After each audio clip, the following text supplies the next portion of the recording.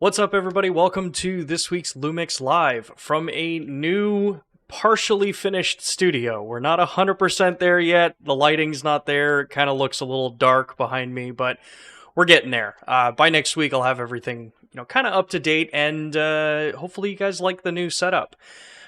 We have an exciting conversation scheduled today with Griffin Hammond.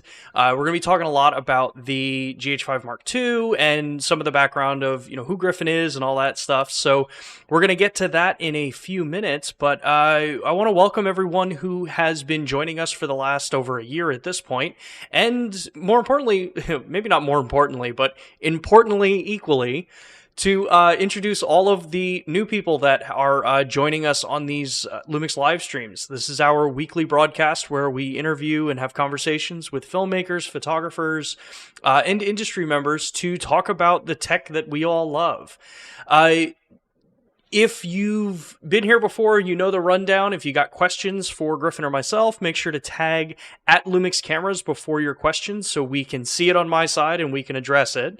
And we'll be able to get to as many of them as we can today.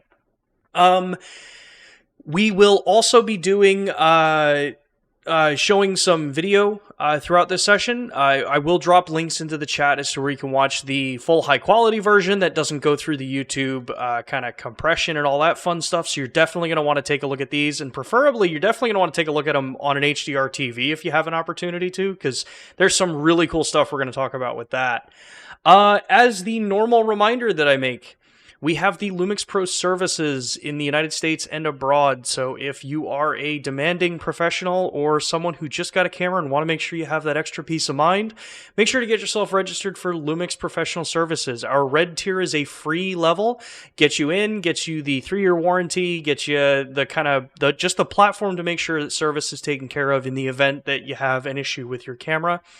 If you're a working professional or you're someone who just really wants to go above and beyond, make sure that you get yourself registered over on that Platinum Series.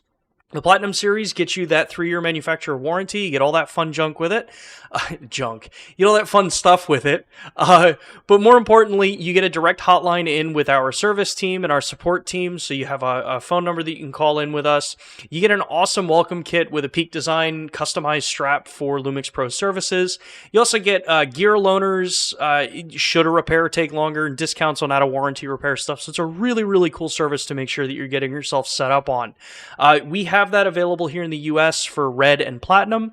Other regions across the globe have different tiers, so definitely go check out their particular sites, and we'll drop a link in the chat at the end. Let's see here. I think that's kind of all of the kind of housekeeping stuff that I normally cover. Yeah, should be good. So let's jump into this. Hey Griffin, how's it going? Hi, how are you? I'm doing good. It's been a long time since you and I think have actually sat down and had a conversation. Right, yeah. It's been a while since trade shows have happened, which is normally where we run into each other. Yeah. But I'm super excited that you were able to take some time out and join us for this. It's always fun talking to you. You have such a wealth of knowledge and experience, and I think the people in the chat really can learn and pick up some really cool things from you, and especially around the project with the GH5m2. So, well, and I'm glad you're here, because I half the questions I get about new cameras are always like just outside my understanding of like what's possible with engineering, and so I always love directing questions to you, Sean.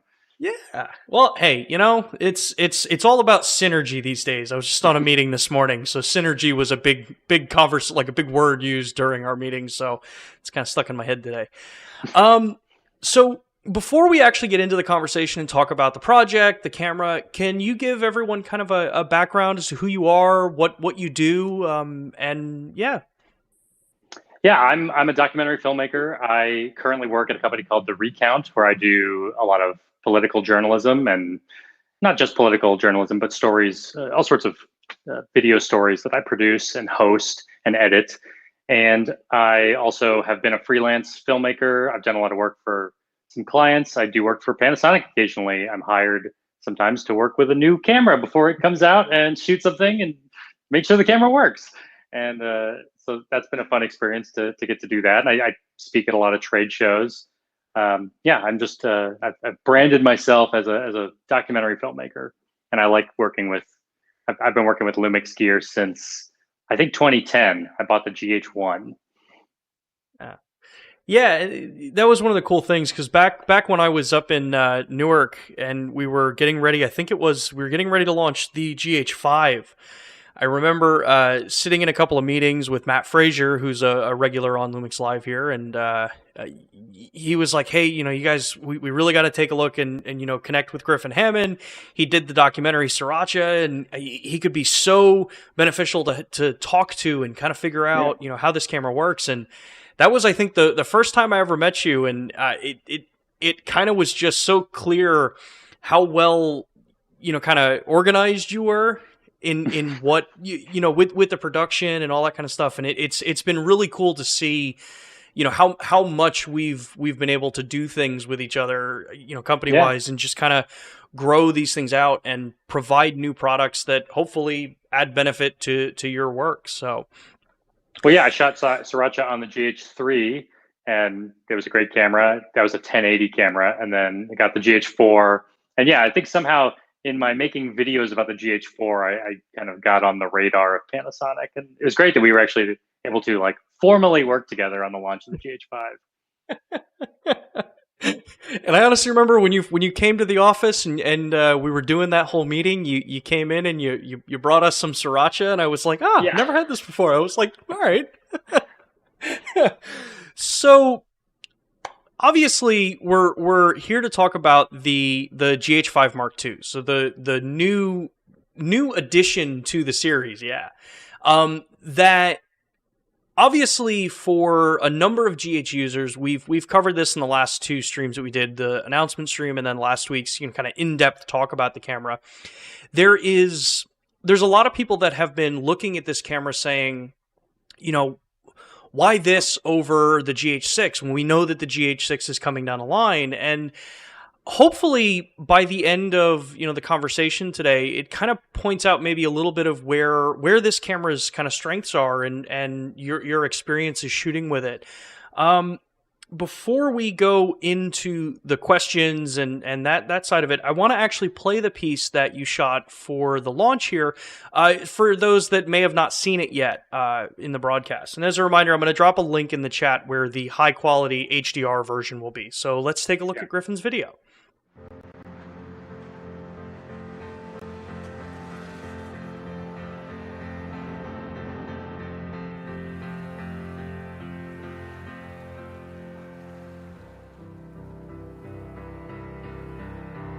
When I create a piece, I get lost in the piece. I paint from memory of things that I've seen in the past, the land, the people, and the colors, and so I try to recreate that. And so I paint things that are very familiar to me.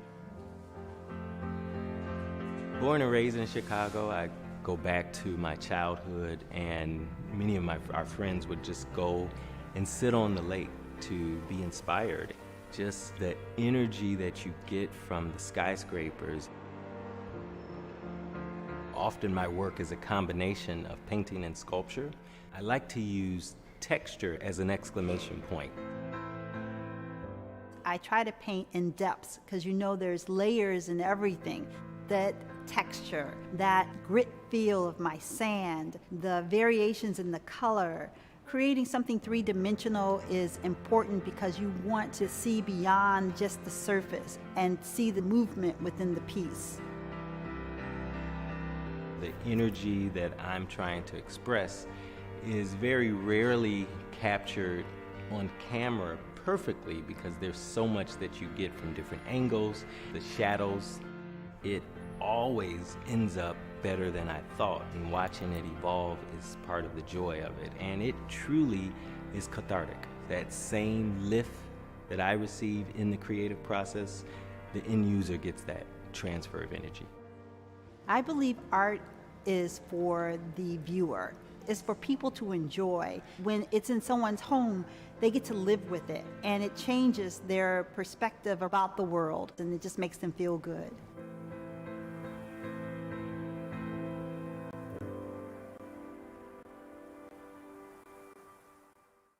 Panasonic.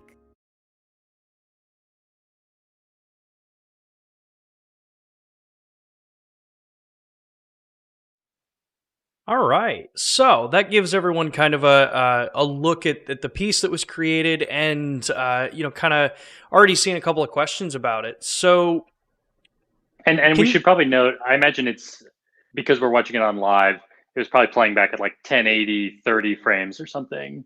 I don't know what it would be. yeah, so we broadcast LUMIX Live at 60p in Oh, cool. 1080, Yeah. so it should be playing back as 60 frames per second, which is one of the questions that someone was asking. With a project like this, in the documentary space, what kind of frame rates are you typically seeing is recorded in there? Because obviously a lot of people just to connotate video production with 24 frames. Is there anything that from your experiences that has kind of like shown what frame rates you're typically going to use? Well, I do shoot in 60 a lot, and there are several reasons why. I don't like 24 that much. I know a lot of people watching shoot exclusively 24 because it's so cinematic. But I just find with movement, with like gimbal moves and slider moves, even just that jump from 24 to 30 frames can be so dramatic in terms of stutter. You get less judder between the frames. So I like 30, and 30 is what television is. It's what a lot of my clients want. When I work at the Recount, everything we put out is 1080/30. And when I worked at Bloomberg Television, everything was 1080/30.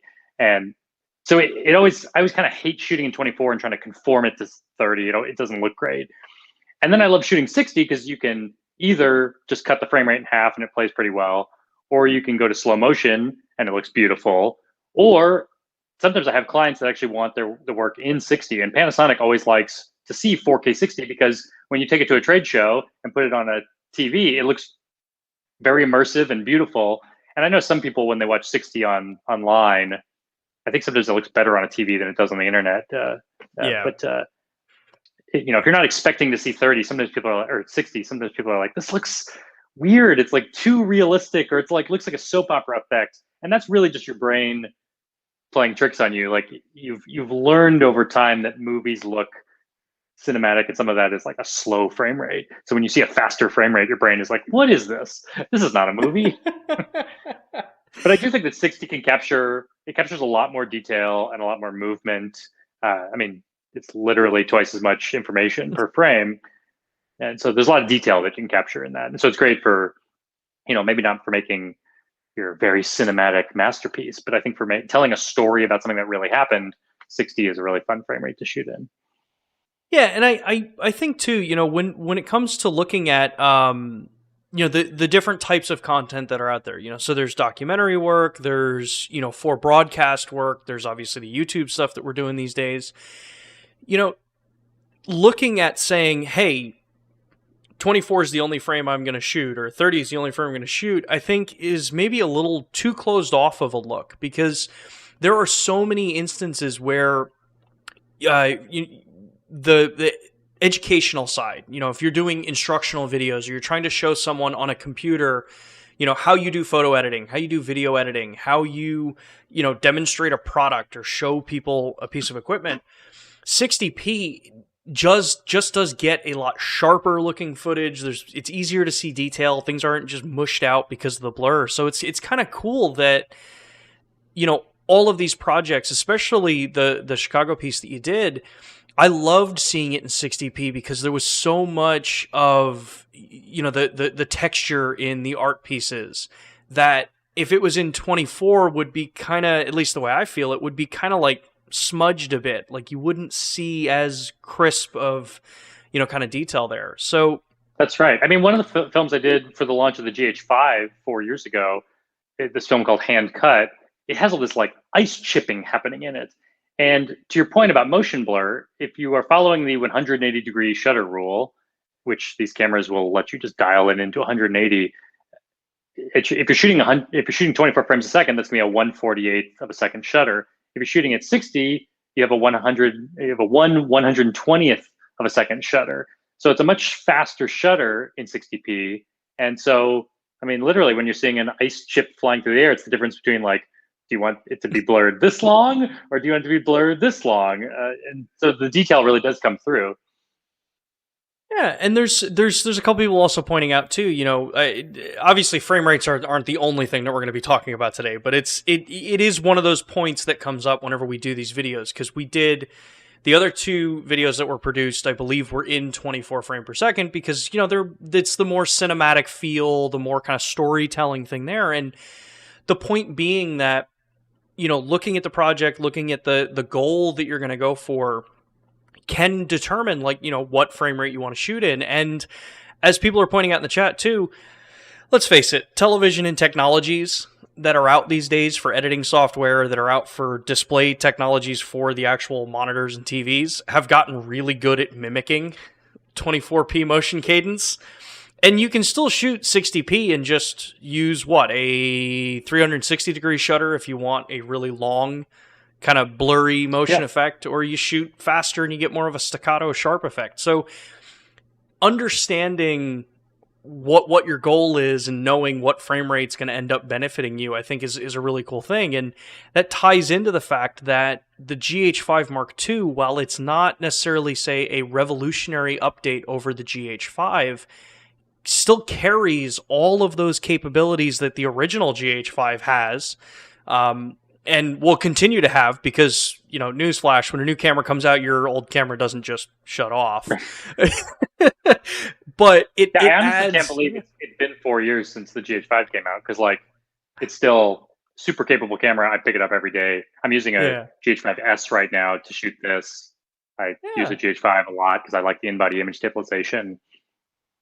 Yeah, it's crazy, the just overall capabilities. But then with the newer camera being able to add a couple of extra features that weren't physically possible in the older camera, how did time on the shoot, kind of work for you? Were there any kind of standout additions to the camera that, made the shoot easier for you, or were kind of just really stick in your head when you were in the process? Well, it's such a simple thing, but the thing that always jumps out to me is the red recording frame around the LCD. I think this is something that I've talked about in meetings with Panasonic. I'd love to see this on the camera. I think ever since I started using Atomos recorders and seeing the red recording frame, it just seems like such an elegant way to show recording. And I know, I guess it seems like a really superficial thing, but I always think back to this story that happened to me on the 2016 campaign trail. I was interviewing Bernie Sanders, and we had a 10-minute sit-down interview with him. And I had a second shooter who was like, "Oh, I can get the second shot." I was shooting the close-up of Bernie Sanders, and he was going to get the close-up of our host. Yeah. And we start going. He kind of knows my gear, and I trust him to shoot this thing. We get to the end of the interview, and he says, "So I was rolling, right? That little red camera icon in the top left." I was like, "No, that's just the movie mode icon. You weren't rolling at all." And I just think about that little blinking red dot for recording. It's kind of subtle. And if you're new to the cameras, you might not know. But I feel like the red recording frame it just hits you over the head that you're recording. And I don't think he would have made the mistake if he'd experienced that thing. Yeah, and when we look at what was added in with this camera, it really does kind of come into that, the sum of its parts, making the shooting experience easier or more confident, I think would be maybe a little bit better of a way to word that. There's been so many times, and I'm willing to bet every single person in the chat has probably run into this. And if you have run into this in the chat, shout out in the comments, show people that it's not as far-fetched, where that exact scenario, you set everything up, you think you click the record button, and then you get done with it and you're like, oh no, I have to redo all of that. We've all run into that, and having something like that red frame, I think is just like you said, it's an important thing to have, and it's so subtle. And I would love to see it on many, many more cameras in the lineups, across the board, because I always hate, regardless of if someone's using our cameras or not, I hate hearing or seeing online someone saying, hey, I just got done with this shoot and I didn't have like half of it because I didn't click record or I missed this. So it's definitely a really nice thing. And to kind of dovetail on that, since the live streaming functionality of the camera is also one of the core components, which we're not really going to talk too much about today, but with the live streaming functionality, we even extended it into that as well, because we know, from the feedback, from the conversations we've had with you, from the conversations we've had with some of the other, YouTube content creators, having that confidence that when you click the button, it's going is an important thing. So we're like, okay, well, the frame doesn't have to be red. It could be any color we want to differentiate it. So you get a blue frame now if you want to do streaming. Yeah. It's great. So, well, we should talk about the more substantive things that actually affected my shoot. Like, the bigger there's bigger batteries. These are batteries that you guys developed for like the S5 or something? Yeah. So the 200 milliamp batteries. Mm-hmm. Yeah. And that was a purposeful choice. Company. We're very big in the battery industry, so it makes sense that we can produce some pretty clever battery designs, and being able to cross-use batteries across multiple different cameras. Aside from the environmental impact that has, or lack of an impact, because you're not having to go out and buy a whole bunch of extra batteries that you don't need, means that you've got a solid option that has higher milliamp hour. And in your shooting, did you notice a difference between the kind of battery life that you ran into? I mean, it's totally okay. This new capacity is 18% bigger, which is significant, but probably not significant enough for me to notice. Like, it's not like I went, ooh, I this lasted 15 minutes longer. I don't know like what the timing would be, but I generally need about 2 or 3 batteries on a shoot, and I think I used 2 on this. Although, of course, my second battery didn't get nearly depleted, so really it was probably like 1 1/4 of a battery is what was required for me to shoot this piece. But yeah, so I probably did get a little bit more out of the newer one. Although I have no idea if this camera uses more power. But I do love that it has the USB-C plug-in now, which I have the old adapter, the AC adapter for the GH cameras that pops into the battery unit. Except mine is I don't know, it must be as old as the GH3. I'm not sure it works anymore. Like, it works, but I was in the middle of something and it stopped working. And I just think it's probably because it's been wrapped up and unwrapped so many times. I probably messed up the wires. So it's nice to know that now this camera, I can just plug it in with USB-C and it gets power. I even had it tethered to the camera earlier. I don't know if it can sustain it for a live stream, but it was getting power from the computer while I was also in the tether software through the USB. So it's kind of nice. I can do both. Yeah, and it's one of the nice things that has, obviously over the last I'd say realistically over the last about year, almost year and a half, that side of the camera industry has really kind of started to catch up with some of the mobile device and mobile power solution options out there. So something as simple as this is like a $20 10,000 milliamp hour external battery supply for it. I can plug this into the Mark II. I can plug this into any of the S-series cameras for that matter, and quadruple the battery time that I have for a shoot. So, being mobile is one of the kind of core advantages that we've always talked about with the G series cameras, with the GH, and even the rest of the G series. So, the one thing that I will let everybody know in the chat about using a USB-C battery bank with them is, in order to make sure you don't get the notice on the camera that says, hey, power the camera off so it can charge, you have to make sure that the output on the USB-C battery bank has a 9-volt 3-amp option for it. If it doesn't have that, it'll charge the battery when the camera's off. But if it says 9-volt 3-amp, you can trickle charge the battery and power the camera. It provides more than enough input into the power system. So you can theoretically shoot for pretty much ever if you just keep swapping these things out. And you'll always have the backup in the camera as well. So pretty nice jump there. That's the thing I don't fully understand is all the different power delivery options on USB devices out there. But it is nice that the camera tells you when you plug it in whether or not it can fully charge it. Can anything with USB-A be powerful enough, or does it have to be like a USB-C coming out of the battery pack? So from using this one, I have used the USB Type A to USB-C because like this one came with all the power adapters. Well, yeah, it must be powerful, and it will work.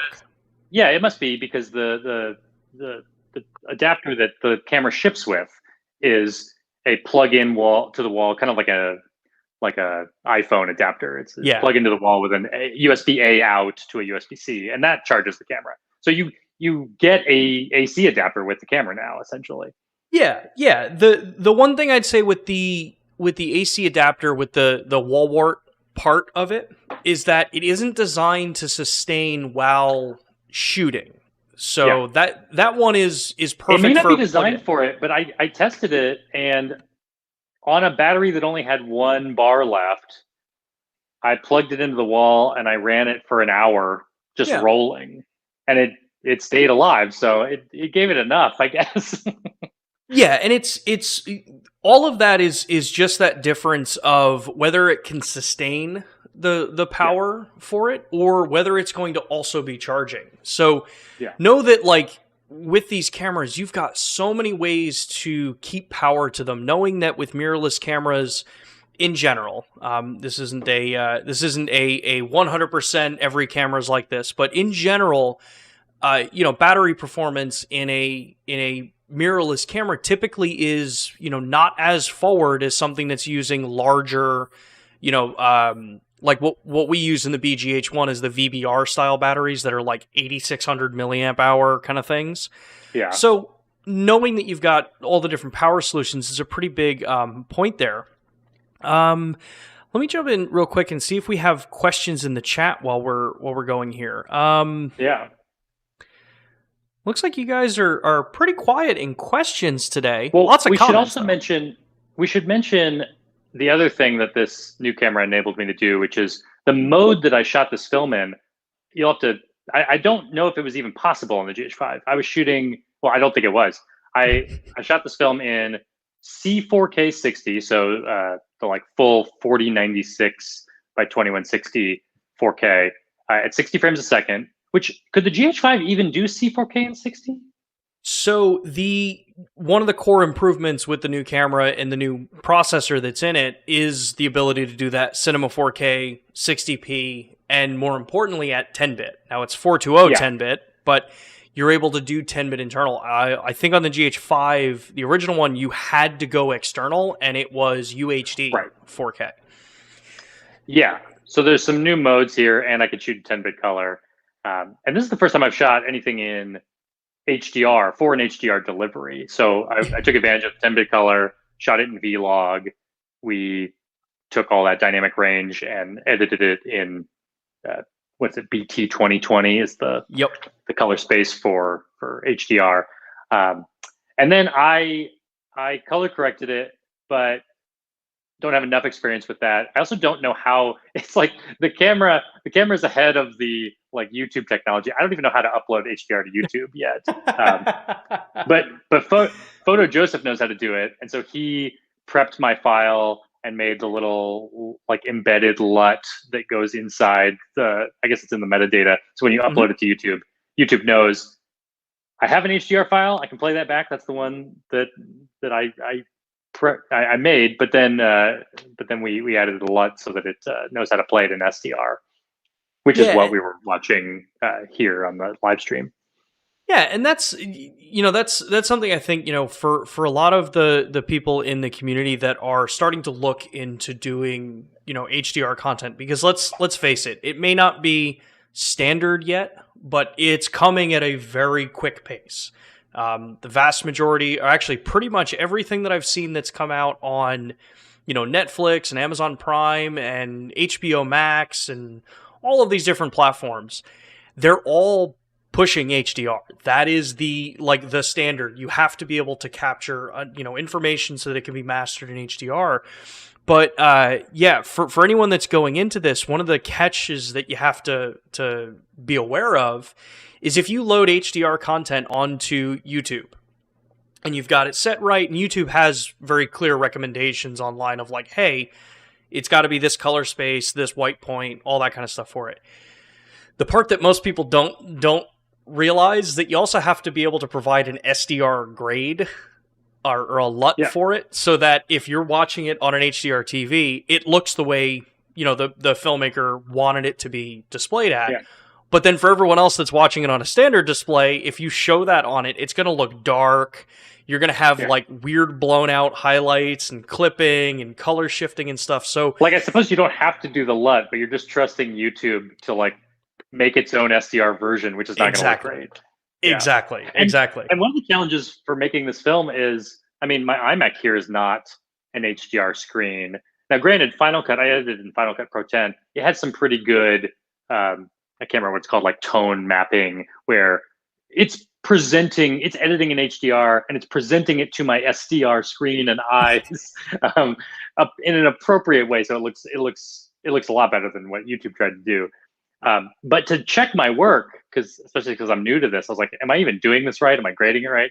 I kept exporting ProRes versions, and then I would load them onto an SSD and put them into my Ninja 5 little monitor, which I believe is HDR. And so it was playing back correctly there. And I was like, oh, this looks good. Okay, I did a good job. Let me go back. And I'd go change a few shots, like, oh, these shots were blown out, or these shots were too dark.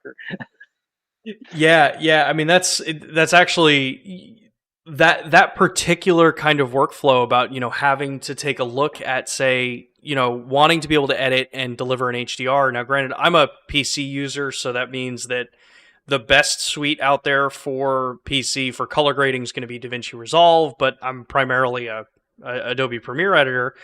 Yeah. That's why I got this TV that's sitting right off camera, because it's an HDR TV. I have my stream computer that's plugged into that, which is my editing rig and all that stuff. So I can be editing, work on it the way I want, throw it up on the monitor, actually view it in HDR and everything. So, and you'd think I'd just be able to use my Atomos as a second screen, but I actually don't think it's possible. Someone can correct me in the comments if I'm wrong, but I looked into that. I was like, there's got to be a way to plug this in and just use it as a second monitor, and I couldn't figure it out. There's, I know, with certain, I believe it's with certain Macs that can output HDR. There are certain ways to do it, but with the fact that Mac went all to like Thunderbolt and all that stuff, then it's making sure you have the right adapter and the right cable and the right Mac that can do it.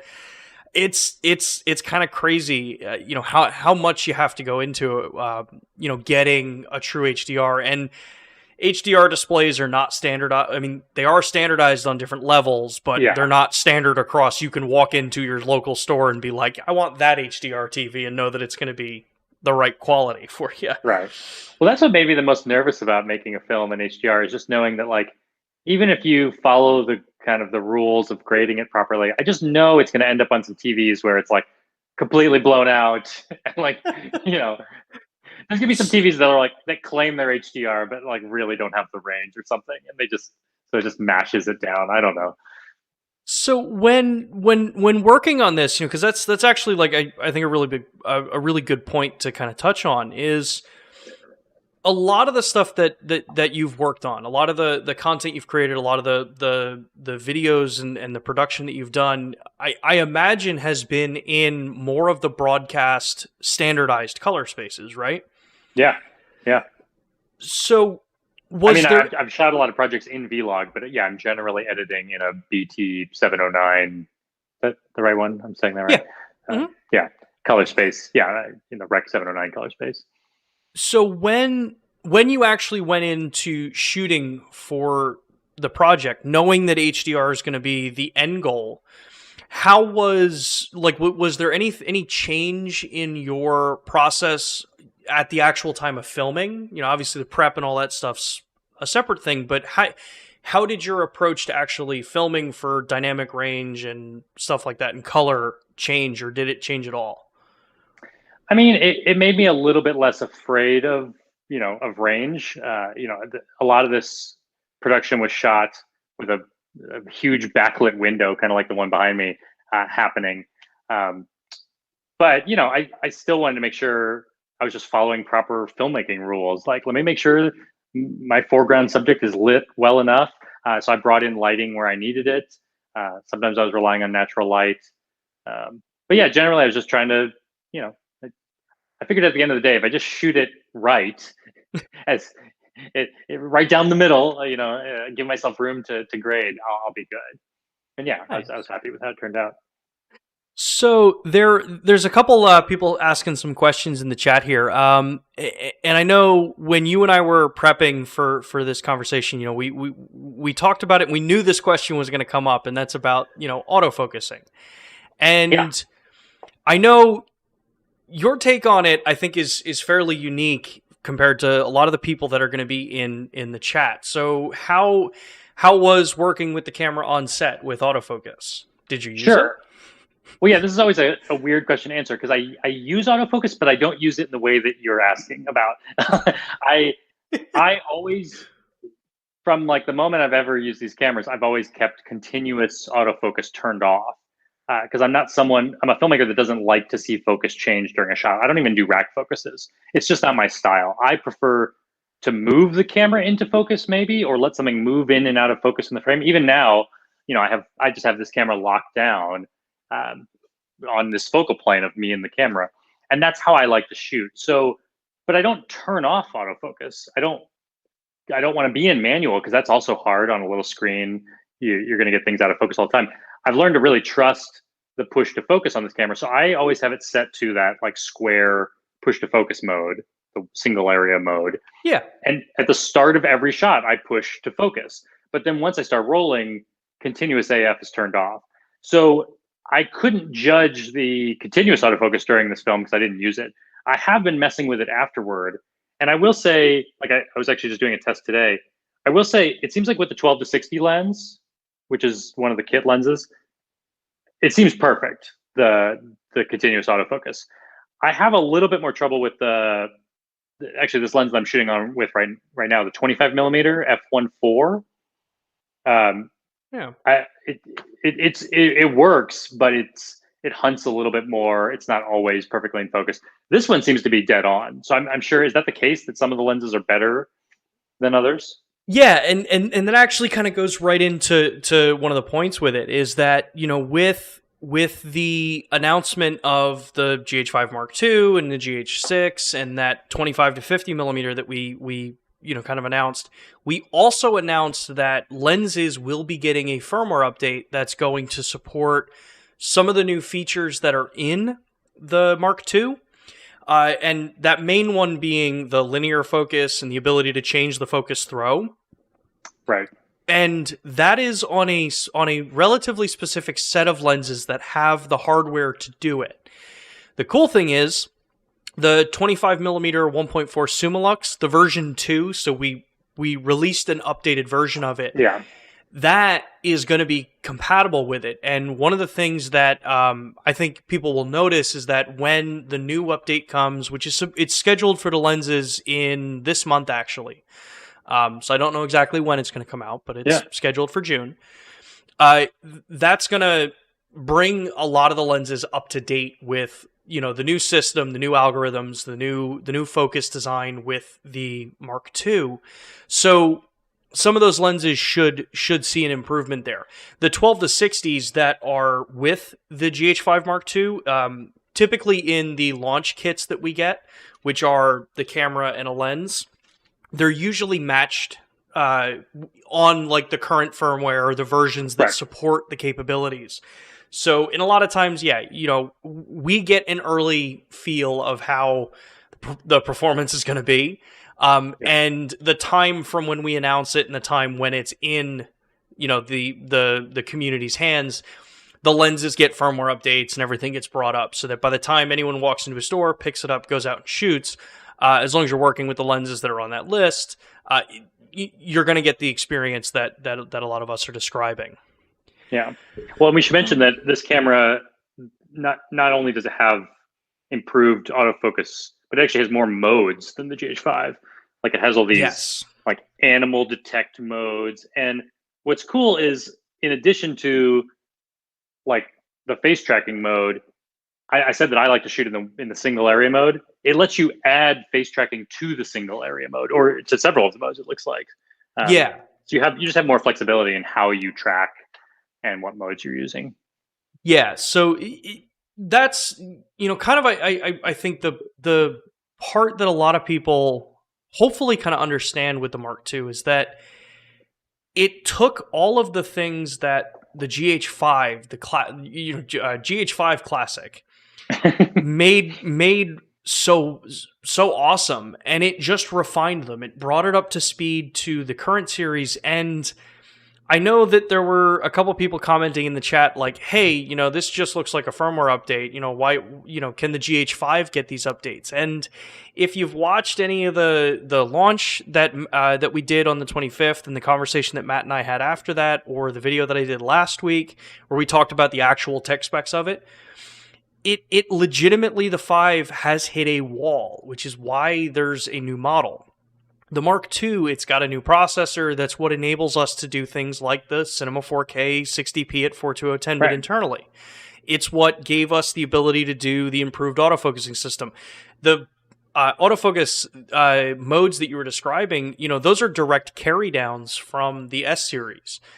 Being able to select a point and then also have, animal and face and eye detection and body detection are those added benefits. So if you're doing something like we are here where it's talking to camera and you want to be able to like show something, or if you're filming any kind of normal documentary or any kind of interview with somebody and you're moving between different locations, you always have that backup of here's the point I want you to use for focus if you don't see a face or a body. So go to this point. Well, yeah, I'll say from my experience of being in meetings with Panasonic, talking about upcoming cameras and wish lists of things we want in cameras, the engineers at Panasonic are very, I mean, this feels like a commercial, but like the engineers at Panasonic are very ambitious. It's not like when they launched the GH5, they were like, there's all these other things we could have done, but we chose not to do them. They put everything they could into that camera. So yeah, like you said, the reason these features are here is because they wanted them to be in this camera and they needed a powerful camera to do it. Yeah. Plus, I mean, look at the history of the GH5 and what it helped, kind of facilitate for a lot of creators. That camera, it launched in January of 2017, and even up until last year, the end of last year, it was still getting firmware updates, and there were a couple really big firmware updates that came over its lifespan, and this platform is just going to be able to help us continue that kind of methodology, that thought process of continual improvement, being able to better a product over time as new things are learned, as new technologies are developed. So going back to the actual, the kind of overall experience you've had, working with the cameras, one question that I know we get a lot about is why Micro Four Thirds? Why this over the S series? We have the S5, which is a similar size and weight, but it's got a full frame sensor in there. I'm curious, in your general line of work with broadcasting and that kind of the documentary that you do you see benefits one way or another for full frame or Micro Four Thirds? I mean, my feeling about cameras, and this is kind of a broader PSA that I like to make, and it applies to everything we're talking about today, is, if I shot this film on an S1 or an S5 with a full frame sensor, some people would notice the difference, but most audiences won't. And whether you're shooting your next film on a GH5S or a GH5 Mark II, or you wait for the GH6, or you still are using your GH5 or GH4, honestly, like 90% of audiences will not even see a difference between those cameras. Like, there's no reason you can't keep shooting with your GH5. You don't have to stop. Your film is going to look beautiful. You just need the light and get good audio. So I just kind of come back to, like, it's all about story. The audience doesn't know what camera you're shooting with. So my options are, I can either show up to set with an S1 form factor, full frame, or I could show up with a Micro Four Thirds form factor, and especially the lenses are so much smaller that I could show up with just a little backpack, and in this backpack I could fit 2 camera bodies and 4 lenses and an audio recorder and a microphone. Like I can pretty much show up with everything I need to shoot a film in one backpack. I'd have a little bit more trouble with that with the full frame cameras. I like these cameras, but when I just I have them and I pick them up sometimes. I find myself picking this up for photos. I'll take this on like a photo walk.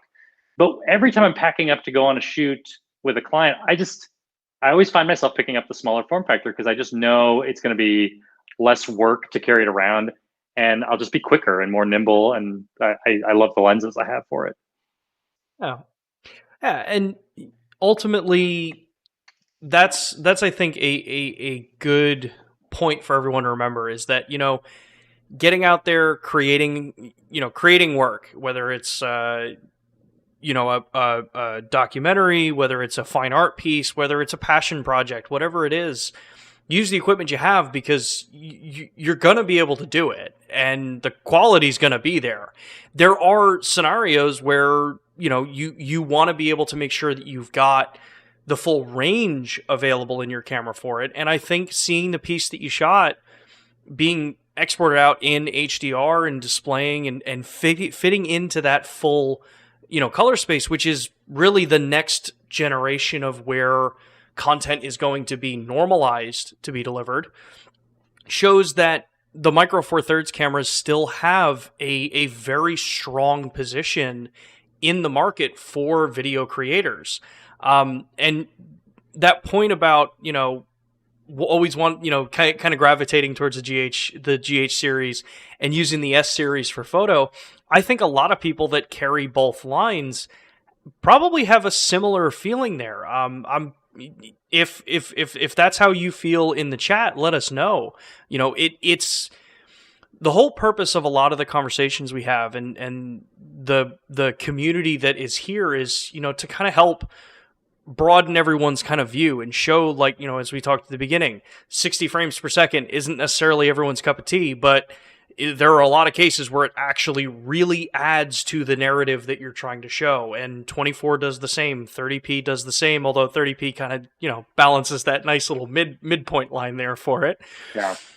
I will say one of the reasons I love shooting 60 is, for all sorts of different kinds of projects. As a documentary filmmaker, I know that sometimes my access may get cut short, or I may not have as much time as I want. And I kind of just love the idea that anytime I'm shooting 60, if I'm editing in 30, which is often the case, I don't have to hold a shot as long. I'm literally getting twice as much footage, hold the shot for 2 seconds and I have 4 seconds of footage because I'm going to just stretch it out to 30 frames in the timeline. So I kind of love that, knowing that I'm being twice as efficient if I'm willing to be in slow motion, which a lot of projects, for simple things like the podcast that I do, I have a podcast called Hey Indie Filmmakers. If I'm just getting like a stable shot of like, my last podcast was about some light bulbs. If I just want to get a shot of a light bulb, the light bulb's not moving around. You won't really notice the difference between the 30 frame version or the 60 frame version if I slow it down. So like, of course, I'm just going to save some time by getting all my shots twice as fast. So I think that's why I feel like I'm almost always in a 4K 60 mode on these cameras. Now, with the size and the general package of the camera, I know this is something that, if I'm remembering correctly, back during when we were talking about the original GH5 and that whole project, I know that was, I think, around the time when you were letting us know that, like, hey, you're going to be on the campaign trails and all that kind of stuff and working with that. Does having a camera like the GH5, a smaller platform, does that actually help with access into locations when you're filming? Because it doesn't look like a S1H and all that kind of stuff? Yeah, I mean, I think I could probably get away with it with the S1 form factor as well. But I think generally you're right that having a small camera, there have been times when I've been denied access to an event. And then I tell them, like, look at me. I have this little camera. I'm not even going to bring a tripod in because I don't need it. I have in-body image stabilization in this camera.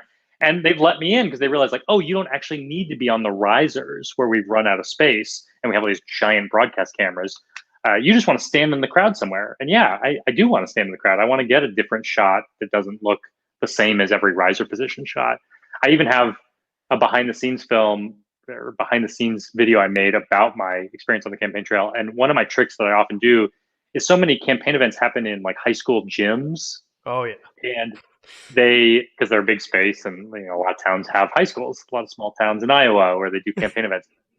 And basketball gyms always have these little like boxes on the wall where they like, it's like the pulley system for the basketball hoops. And they're like, I guess they're like they're about as high as I can reach. They must be like 8 or 9 feet up.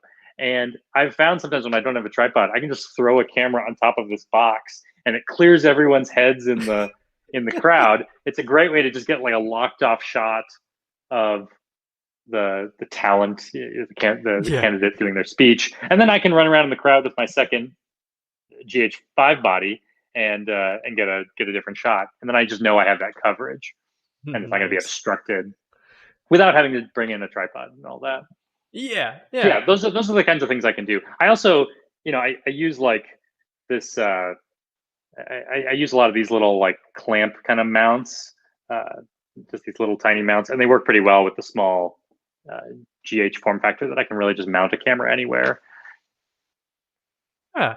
So let me see here if we've got what other kind of questions we've got. There's a lot of conversation going on, which is awesome. I love seeing the community go back and forth.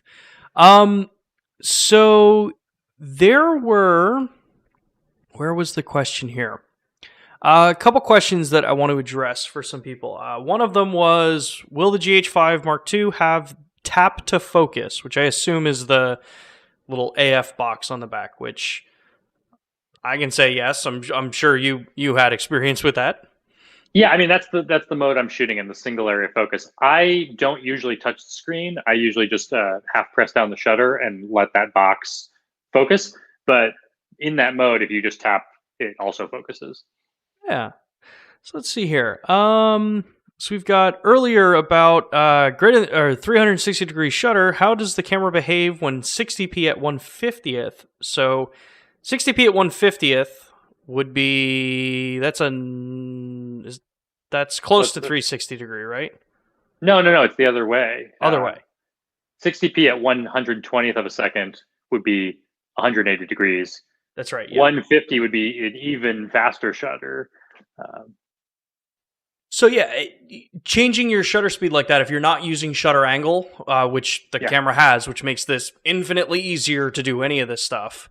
Right. If you're shooting at a slower shutter speed than what the frame rate is, you're going to get more motion blur because the frames are going to start to blend a little bit more together.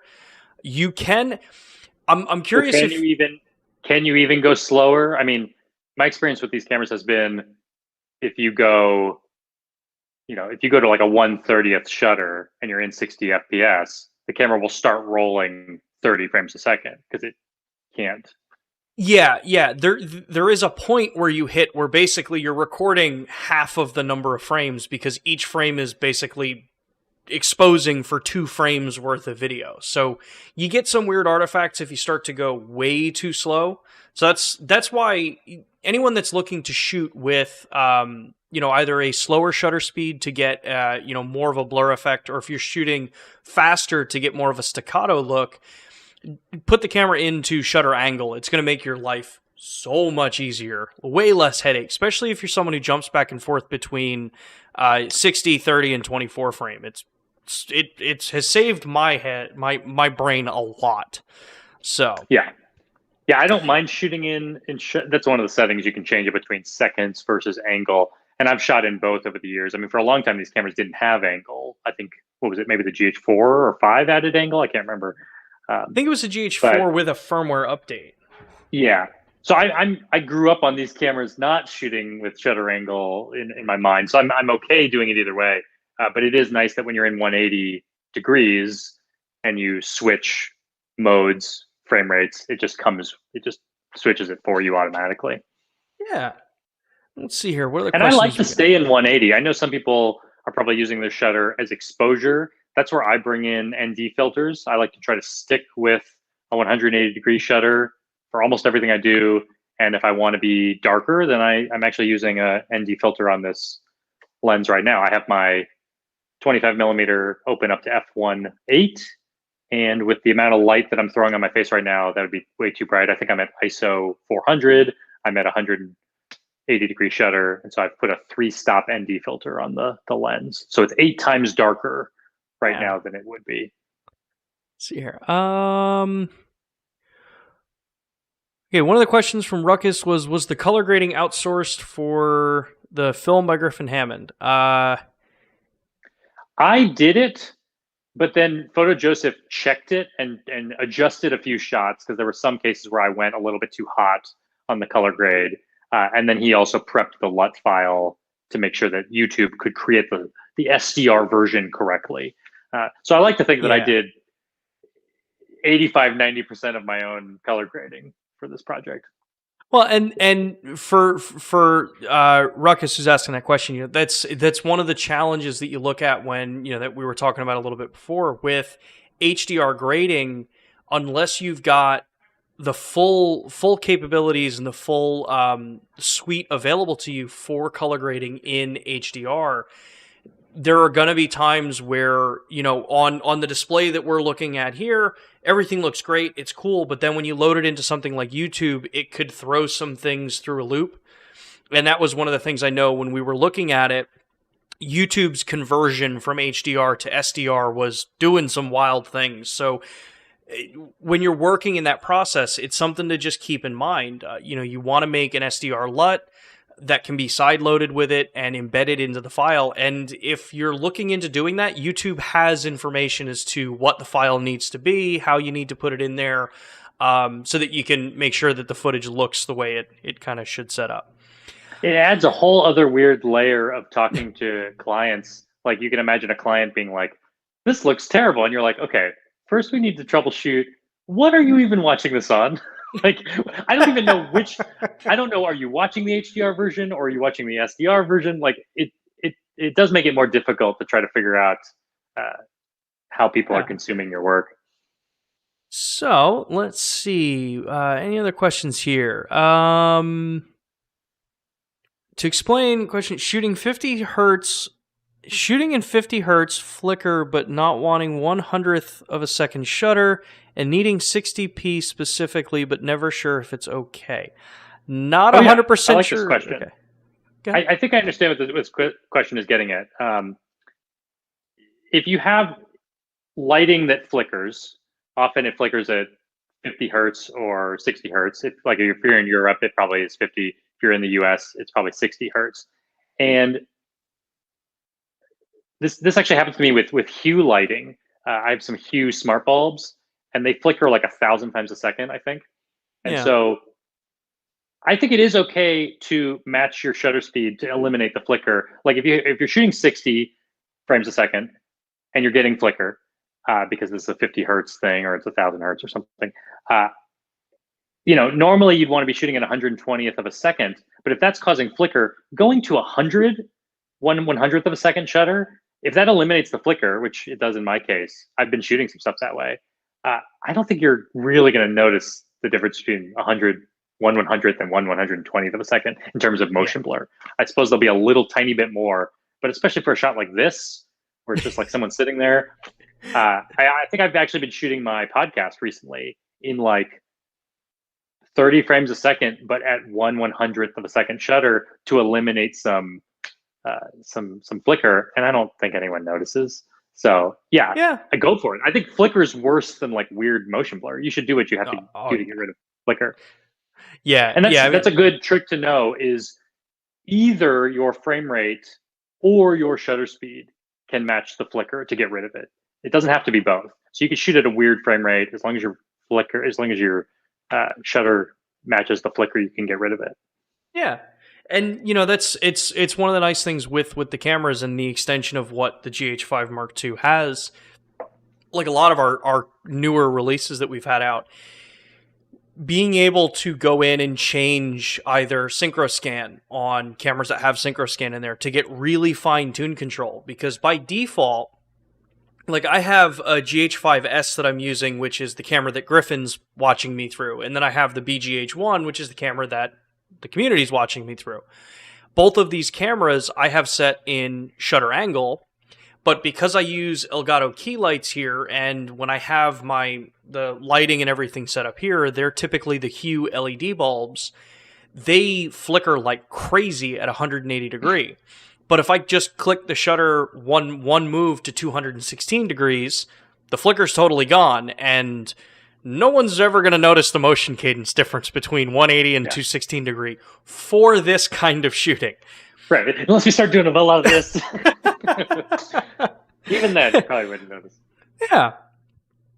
Well, let's see here. We're right at 2 o'clock. Wow. Man, that time flew today. Well, I want to thank you, Griffin. I know for everyone that wants to follow you and you know, kind of keep up to date with the things you're doing, maybe check out the podcast that you got. Where can everyone find you and listen to the podcast? Yeah, I would recommend everyone just go to my website, griffinhammond.com. In fact, I have a landing page right now specifically about the GH5m2. It's just griffinhammond.com/GH5m2, which has the film we talked about today. It has a behind the scenes look. You'll find my podcast there. I have some more information about, you know, my other films that I've made with LUMIX cameras. But yeah, I'm on Twitter. I'm on Instagram. You can find me in all those places. Yeah. And I'm on YouTube, of course. Hey, there you go. Well, the link is dropped in the chat, so I encourage everyone, go take a look, go check out Griffin's work if you haven't already. I know a lot of people in the chat here were very excited that you were on, because you have a lot of fans in the LUMIX community. So yeah, yeah. Anytime I make a video about LUMIX cameras, I always get more views than I normally do.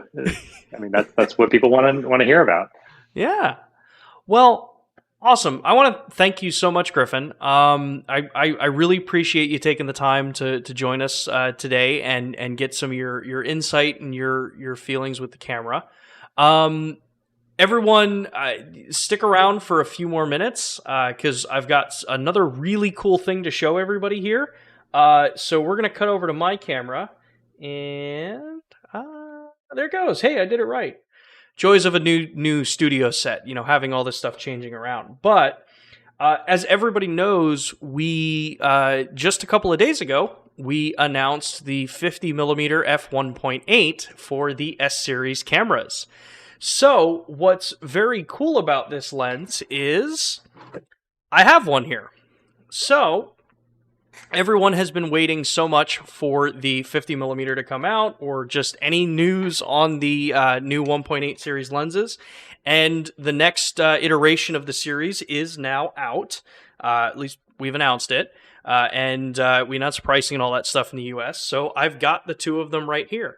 So what's important to know about these lenses is that when you look at the purpose of what we're doing with these particular with this particular set, they're all going to be designed to be on the same chassis, the same build, the same general layout, so that you've got something that if you're a filmmaker, if you're someone who's using work on gimbals, you've got a lens that you can swap out from 50, 85, and then 24 and 35 when we have those lenses come out soon as well.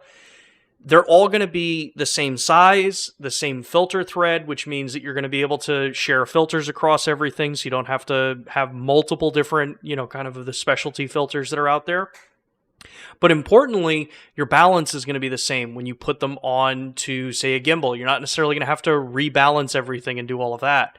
So we're super excited about this lens. I know I have been shooting with it for a little while now.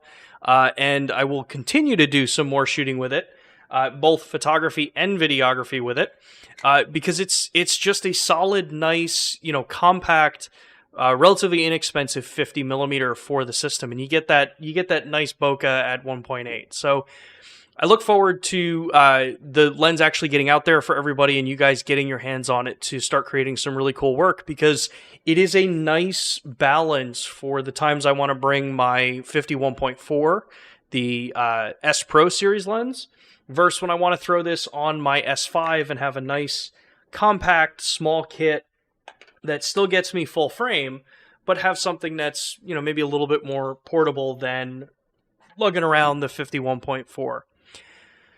So, with that, in the US, I believe it's going to be $449 in the US. Other regions, obviously, check with your local dealers to get pricing, that kind of stuff for it. But outside of that, I want to thank everybody for taking the time today to join us, to get your questions in, have that conversation that everyone had in the chat there. It's really awesome to see so many people come together and just either provide helpful information to each other or even just interact with each other. These days, everyone wants to be able to at least talk to other people, and if we can do it in a forum like this on YouTube, then, hey, I'm all game for it. So, we will be back next week, Thursday at 2 p.m. Eastern Time, to continue the conversation on GH5m2, as well as discuss some of the other projects that were done. We're going to be joined by Emily Skye, one of the other filmmakers that worked on the project with us. So make sure to join us then. We'll have the link up by the end of the day today, so you'll be able to get onto that. Then the following week after that, we'll be talking with Matthew Sutherland about his project, California Double. And then the last week of the month, weather depending, it's been a little crazy weather-wise down here in Austin. Weather depending, we're going to be actually taking the GH5m2 into the streets of downtown Austin to live stream from the camera using the new feature with it. So as long as weather holds out, that's the plan. Obviously, if it starts downpouring, we'll come up with another alternative for that, but it'll be outside of this studio here. As a reminder, LPS services available in the US and globally. Red tier in the US is free, gets you into the system, gets you the coverage that you need for a 3-year warranty and the basic level. The Platinum Series is the Pro Series version of this that gets you the direct hotline, all of that extra kind of added benefits of being in the kind of exclusive club if you're on the Platinum tier. Make sure to check those out. Get yourself registered for them. If you're in the United States and you're thinking about pre-ordering the GH5m2, you're definitely going to want to do it early because we are actually there's a launch promotion with a full year of LUMIX Pro Services Platinum if you're pre-ordering the GH5m2. So if you know that you want to get into that, definitely go take a look at that. That's a US promotion. Other regions have some different pre-order things going on. So outside of that, thanks again, everybody. Thank you, Griffin, for joining us. And I look forward to seeing everybody next week, Thursday at 2 p.m. Take care.